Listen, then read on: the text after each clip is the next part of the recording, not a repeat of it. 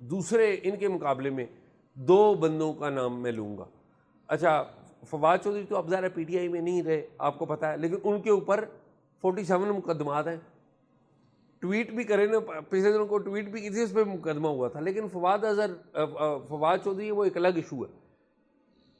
PTI की हम बात कर रहे हैं। PTI में रऊफ हसन, आपको पता है कि कल जिस वक्त मैं और आप प्रोग्राम रिकॉर्ड कर रहे थे, उस वक्त उनके ऊपर अटैक हुआ। वो GNN में एक प्रोग्राम से निकले, मुकामी TV चैनल में एक प्रोग्राम से निकले हैं, तो उनको बाज़ लोग थे जिन्होंने ख्वाजा सराओं के कपड़े पहने हुए थे, 2 मुख्तलिफ एंगल से उनकी वीडियो बन रही थी, और उन लोगों ने, उन नामालूम अफराद ने ब्लेड मारा है इनको। अच्छा, एक दिन पहले भी इनके ऊपर इस तरह की अटैम्प्ट हुई है। ये और TV में गए हुए थे, वहाँ पर भी यही लोग जो हैं ये वहाँ पर गए थे, इन्होंने इन पे अटैक करने की कोशिश की, लेकिन ये उनसे पहले ही ये गायब हो गए। ये खुद उनका अपना बयान है। अच्छा, अब ये जो ब्लेड अब आपके चेहरे पे या जिस्म पे किसी और औजार का या हथियार का कट लगे ना से, तो उसमें ब्लीडिंग रुक जाती है फौरी। ब्लेड का कट जो होता है ना, वो बड़ा नाजुक होता है, बड़ा शार्प होता है, पतला होता है और गहरा होता है। और ये आपकी अगर शारक जो है ना, इसके ऊपर छोटा सा कट भी लग जाए ना, तो चूँकि ब्लीडिंग नहीं रुकती, तो आपकी मौत यकीनी होती है। इन्होंने कल जो, अगर आप देखें तो जो कट मारने की कोशिश की गई है, वो इनकी शारक पे ही मारने की कोशिश की गई है, लेकिन खुदा ने इन्हें बचा लिया। इन्होंने हाथ टाइमली उठाया और बचत हो गई इनकी। और ये बड़ा अफसोसनाक, बड़ा तकलीफ दे वाक़या, और ये एक पैटर्न नज़र आ रहा है। समी इब्राहिम के साथ वाक़या हुआ था, ये इन्हीं का। समी इब्राहिम के जर्नलिज़म से शायद मैं बिल्कुल इत्तफाक नहीं करता, और वो उनके जर्नलिज़म पे बड़े सवाल हैं कि वो अच्छा जर्नलिज़म नहीं है, वो that is not a healthy journalism, but it does not justify कि उनके ऊपर अटैक कर दिया जाए, या उनको गायब कर दिया जाए, या उनको कत्ल करने की अटैम्प्ट की जाए, या उन पर आप ऐसे लोगों के ज़रिए हमला करवाएं जो बज़ाहिर उन्होंने हुलिया बनाया हुआ, जो ख्वाजा सराओं का हुलिया बनाया हुआ। तो अब मैं 2 वाक़यात को मैं जोड़ कैसे रहा हूँ कि रऊफ हसन के आप बयानात देख लें, बड़े करख्त, बड़े जिसे कहते हैं सख्त, इस्टेब्लिशमेंट को सख्त तनकीद बनाते हैं, जो कि इस बात के रिफ्लेक्टिव हैं, और उनके करीबी लोग भी हमें बताते हैं कि वो इस्टेब्लिशमेंट की लाइन पर आने वाले नहीं, यानी कि उन्होंने किसी किस्म का समझौता वो नहीं कर रहे, और ऐसा नहीं है कि वो उनको समझौते की ऑफर नहीं है। और उनके ऊपर प्रॉब्लम यह है कि वो पिछले दौर में उनका कोई पब्लिक ओहदा भी नहीं था। उनके बच्चे आज भी जिसे कह लें कि बसों में भी सफ़र करते हैं। तो ये फ़र्क है कि जब आप खुफिया तौर पे इस्टेब्लिशमेंट से हाथ मिला लें, फिर आपको प्रोटेक्शन होती है, आप पार्लियामेंट के इजलास भी अटेंड कर लेते हैं, आप अपोजिशन भी करते हैं, लेकिन एक ख़ास लाइन क्रॉस नहीं करते। लेकिन अगर आप कंप्रोमाइज़ ना करें, डील ना करें, तो फिर रऊफ हसन जैसा आपके साथ हाल होता है।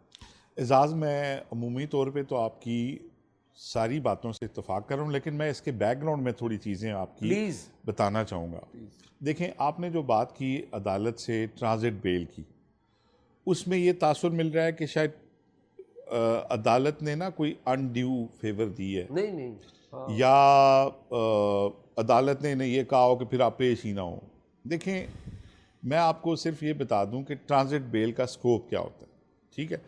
असल में हमारे यहाँ थोड़ा सा ये है कि आप देखें ना, सारी दुनिया तो एक खुदा को भी नहीं मानती ना, ऐसा ही है। तो ज़ाहिर इख्तलाफ तो रहता है। फिर सियासी लोगों की बात की जाए या किसी मामले के फरीक की बात की जाए तो उसको सारे नहीं मानते।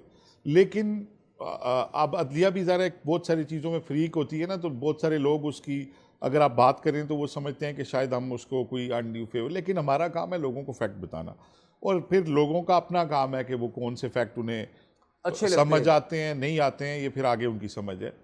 देखें, ट्रांजिट बेल में जज का सिर्फ ये स्कोप होता है कि एक बंदा अपने सामने, अदालत के सामने अपने आप को सरेंडर करता है, वो कहता है मेरे पे ये चार्ज है और मैं उस अदालत तक जाने के लिए आपसे बेल मांगने आया हूँ कि उस अदालत तक जाते वक्त तक मुझे उधर जाने की इजाज़त दी जाए, उधर पेश होने तक के लिए मुझे गिरफ्तार होने से बचाया जाए। फिर जब मैं वहाँ पेश होऊंगा तो अदालत के रहम करम पे होऊंगा। अगर नॉन बेलेबल ऑफेंस होंगे तो मेरी बेल नहीं होगी, अगर बेलेबल होंगे तो हो जाएगी।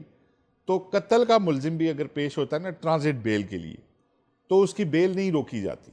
इनके ऊपर तो जो 51 क्या 151 भी मुकदमात हों, उसमें मेरा नहीं ख्याल कत्ल का कोई मुकदमा होगा। ठीक बात। मैं आपको बता रहा हूँ 302 में भी ट्रांजिट बेल के लिए अगर कोई जाएगा ना कि जी फलां जगह पे मेरे पे केस है, मैं उस अदालत में जाना चाह रहा हूँ, तो ट्रांजिट बेल का स्कोप यह है कि वो ग्रांट की जाती है कि ठीक है आप पेश हों, क्योंकि बंदा खुद एक अदालत के पास आया है और वो इसका मतलब है कि अगली अदालत के पास भी जाएगा ना, कानून के सामने आ गया, तो अदालत इसमें कभी भी नहीं मना करती। तो उनकी ट्रांजिट बेल का ये कतई मतलब नहीं था कि वो दोबारा रुपोश हो जाएं, क्योंकि पहले भी अदालत गिरफ्तार तो नहीं करके लाई थी या कोई लॉ इन्फोर्सिंग एजेंसी तो उन्हें पकड़ के नहीं लाई थी, वो आज खुद पेश हुए थे कि फलां जगह केसेस हैं, मैं वहाँ पेश होना चाहता हूँ, तो अदालत ने बेल ले ली। अब एक दूसरा पहलू भी है, आपको पता है यहाँ से एक चीफ जस्टिस अदालतों को फ़ोन करते थे, ये करना है, इस केस में यूँ करना है, इसमें बेल नहीं लेनी, इसमें बेल लेनी है, या आज ही तुमने सुनना है। काजी फायज़ ईसा साहब का ये क्रेडिट ज़रूर है कि वो किसी हाई कोर्ट को कोई अहकामात नहीं दे रहे कि किस केस में क्या करना है, कोई डील नहीं कर रहे। ठीक नहीं, मतलब वो जाहिर है ना, वो एक फरीक के तौर पे नहीं खड़े हुए। ठीक बात, ठीक है ना। मुझे उनकी बहुत सारी चीज़ों से इख्तलाफ भी होता है, लेकिन इस मामले में मैं ये कहूँगा कि पेशावर हाई कोर्ट से देखें कितने लोगों को पीटीआई वालों को रिलीफ मिल जाता है। नहीं, लाहौर हाई कोर्ट को कभी उन्होंने हिदायत नहीं दी, उन्होंने नहीं दी, उन्होंने इस्लामाबाद हाई कोर्ट को नहीं दी, उन्होंने किसी हाई कोर्ट को कोई हिदायत नहीं दी। पहले तो ये होता था कि वहाँ से हिदायत आती थी। तो अब एक ये पहलू हो गया।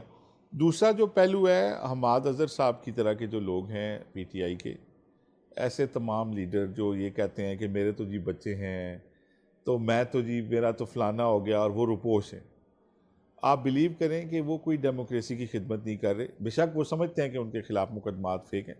हमारी जो पॉलिटिकल एलीट है उसने तो फंदे इन अदालतों के हुक्मों पे झूले हुए हैं, ऐसे ही झूठे मुकदमों में वो पेश क्या हुए, उन्होंने फंदे भी कबूल किए। ऐसे ही हमारी पॉलिटिकल एलीट फौजी अदालतों में जाके पेश होती रही है, तस्वीरें हैं, आप देख लें तस्वीरें हमारी पॉलिटिकल एलीट की। हमाद अजहर तो शायद फर्स्ट ईयर की लीडरशिप में शायद ना आते हों, तो उनका ये कहना कि मैं रुपोश हूँ, वो और फवाद चौधरी का आप जिक्र कर रहे हैं, फवाद चौधरी साहब जो हैं वो एक दफ़ा बेवफाई कर चुके हैं पीटीआई से, उनका बड़ा दिल है वापस आ जाए। खान साहब भी शायद उनके बारे में लीनियंट व्यू रखते हैं, लेकिन पार्टी के साथ वो एक दफ़ा गद्दारी कर चुके हैं।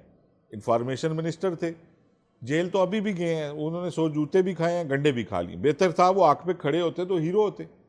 आज पार्टी में उनकी वो रिस्पेक्ट नहीं है अवाम के अंदर। खान साहब अगर उन्हें रख लेंगे तो फिर लोग मान लेंगे, लेकिन अगर वो असूल पे खड़े रहते तो उनकी ज़्यादा रिस्पेक्ट बड़ी आइडियल होती थी एट दैट टाइम। अब जो आपने आगे बात की ना रऊफ हसन साहब की, एजाज इंटरेस्टिंगली थाना अपारा की हदूद में नामालूम हिजड़ों का ये दूसरा वाक़या है। जी हाँ, जो आप बता रहे हैं ऐसे।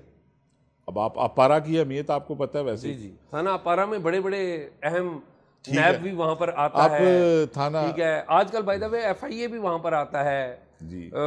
हमारी जो प्रीमियर इंटेलिजेंस एजेंसी है उसका दफ्तर भी वहाँ पर है। अब देखिए मीडिया के दफातर भी वहाँ पर रऊफ है। हसन जो है ना, रऊफ हसन को के ऊपर आप कोई ऐसा इल्ज़ाम नहीं लगा सकते कि वो बिलो द डिग्निटी कोई बात करते हैं। उनके सियासी व्यू सख्त हो सकते हैं, या वो करप्ट है, जी ठीक है ना, वो करप्ट आदमी है। अच्छा, जब बात दलील के जवाब में अटैक किया जाए ना, तो इसका मतलब ये होता है कि मुखालिफ फरीक के पास शायद दलील ख़त्म हो गई ऐसे ही। और उसके पास अब आपको पता है ना, हमारे यहाँ बहस में एक मौका आता है कि दूसरा कहता है तेरे कान लंबे हैं, मतलब कि वो इसका इजहार होता है कि अब आप में शख्सी निकाइस निकाले जाएंगे, आपकी ज़ात पे अटैक किया जाएगा कि दलील ख़त्म हो गई। मैं ये समझता हूँ रऊफ हसन साहब के साथ जो कल हुआ, पूरे पाकिस्तान में एक सिंपथी मिली है उनको, और मिलनी चाहिए भी थी। वो जान से भी जा सकते थे, लकीली बच गए हैं। और जिस